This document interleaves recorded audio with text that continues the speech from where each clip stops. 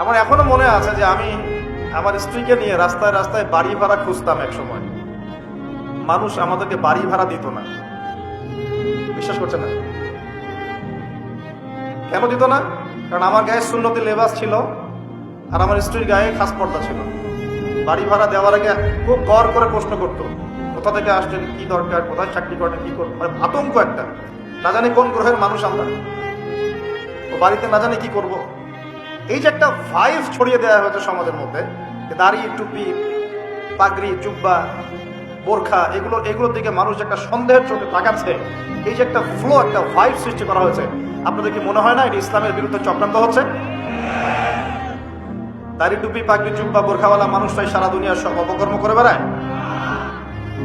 এই সারা দুনিয়াতে যে সমকামিতা চলছে এখন, সমকামিতা বোঝেন কিনা? ছেলে ছেলের সাথে জেনা করতেছে, নাউজুবিল্লাহ, আর মেয়ে মেয়ের সাথে জেনা করতেছে এই যুগে। খবর কতটুকু রাখেন জানি না। এগুলো কি মুসলিমরা ছড়াই দিছে?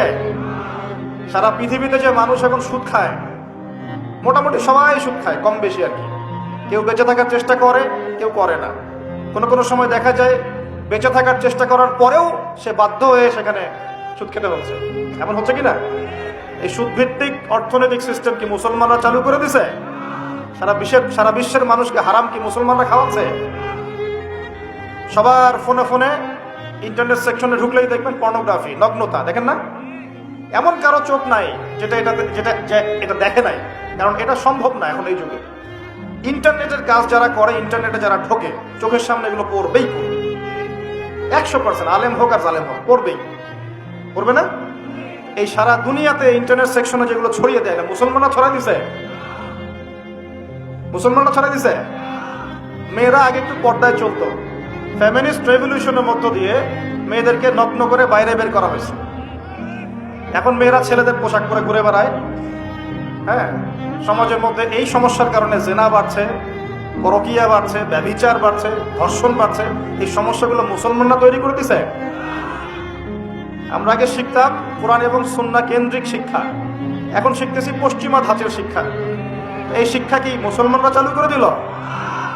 আগে আমরা আল্লাহ পাকের জমিনে আল্লাহর খলিফা ছিলাম। আল্লাহ পাক দুনিয়াতে আমাদের খলিফা করে পাঠান নাই?